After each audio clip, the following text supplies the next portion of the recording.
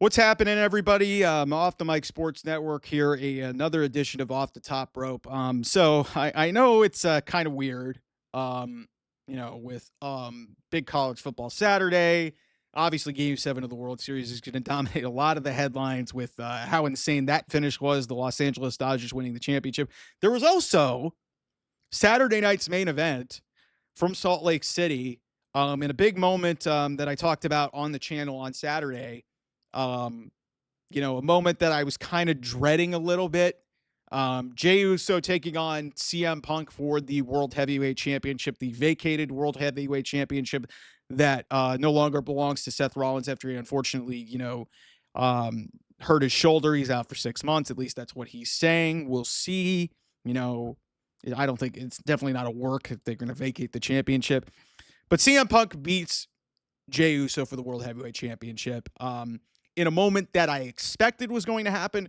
But I also pointed out that I thought there were better ways to handle this. And let me get this out of the way. For anybody who's followed this channel, anybody who knows me or follows what I do here, I'm one of the biggest CM Punk fans you're going to find. I've worn his shirt on live streams here. I love the man. One of the big reasons why I stay energized in wrestling for a long time. When he left, it was very hard to stay interested. I hoped and prayed that he would come back, and then he came back to wrestling back in 2021. Obviously, all the stuff with AEW kind of rubbed me the wrong way a little bit, but then you also see some of it was also AEW's incompetence. And he's come back to WWE seemingly revitalized, and, his chase for the World Heavyweight title has really been, kind of neat to see. But And obviously, the win at SummerSlam, Seth Rollins cashes in, he's chasing, and then obviously Seth gets hurt. This is not to knock CM Punk. I understand WWE was in a really tough spot here. This has got to be one of the most hollow and meaningless world championship wins that I've ever seen in all my years of watching professional wrestling. I hate this. Because I love CM Punk. I think it's wonderful that he's world champion. But there is no emotion and zero connection to this title win. He beat Jey Uso on 2 weeks' notice after he pinned the guy to become number one contender for Seth Rollins, who is unfortunately injured.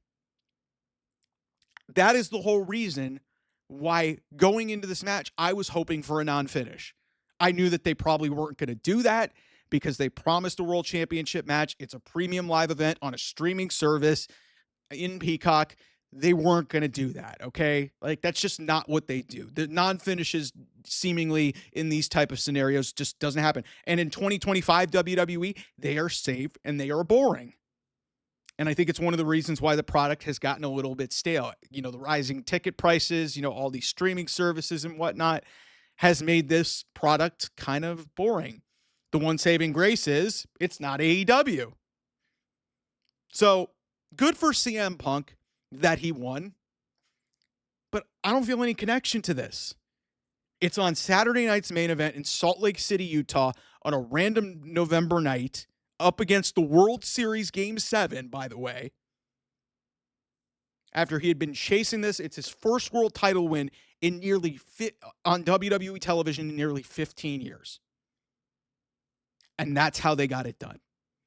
That's why I was frustrated when this decision came about. Obviously, I was like, okay, if they were going to do it, don't give it to Jey Uso. Your best option, if you were going to have a champion, was give it to CM Punk.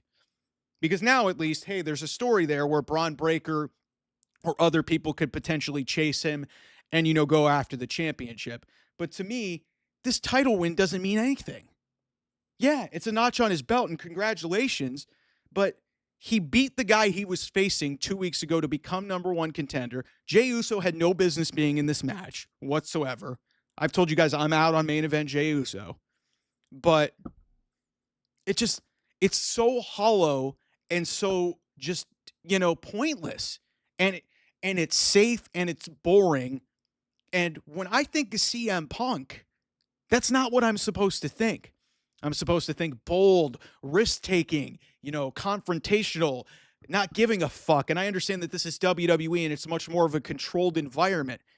But CM Punk being the predictable, safe option just doesn't sit right with me.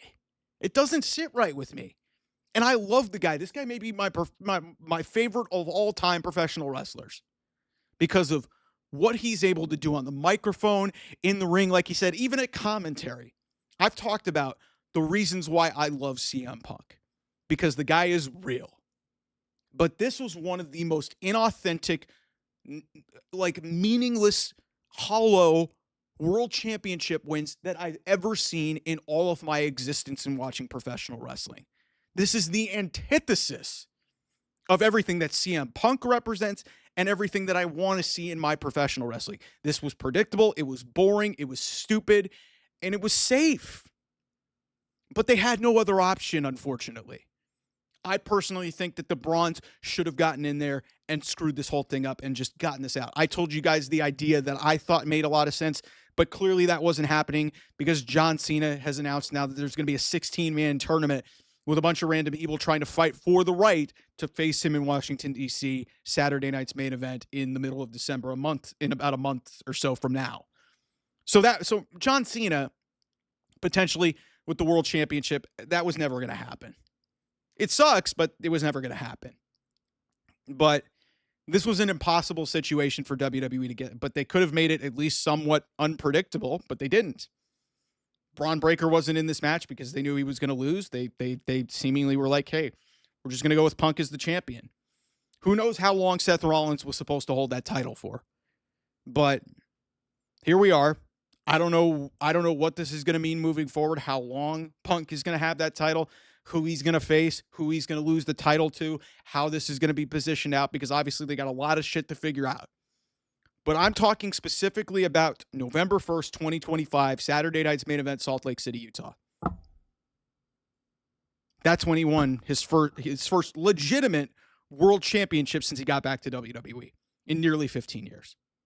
And I'm sorry to say that I think it deserved a bigger stage. It deserved a better story. It didn't deserve to be thrown together 2 weeks notice up against Game 7 of the World Series in just a spot on Saturday night's main event. I understand, hey, you could say it's a pay-per-view premium live event. Who cares? There's no emotion outside of the fact that it's CM Punk. And even then, there's no emotion because there's no story. The guy he's been chasing for 2 years is on the shelf, and the only reason he won the title is because he got hurt. I understand that injuries are a part of the gig, but that doesn't make this any less stupid. It makes it safe. It's boring. You've got to, as George Carlin would say, take a fucking chance. For the love of, and I understand WWE has done viral moments this year. They turned John Cena heel. But for the love of God, do something different. Outside of some of these viral moments that were horrendously paid off, you have not taken a single fucking chance. And it made what was supposed to be a meaningful moment for CM Punk, one of my favorite performers of the last, maybe ever, made his world title crowning moment feel so unbelievably emotionless. It's ridiculous.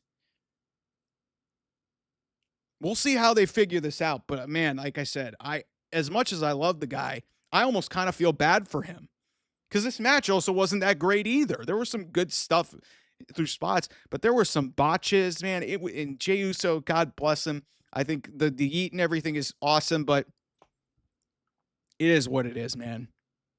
But it's still, like I said, it just feels hollow and just, really predictable, safe, and just, soulless, which is kind of on par with what the WWE product has been in 2025. So that's my thought on this. Anyway, thanks so much for watching. I'll see you guys soon. Bye-bye.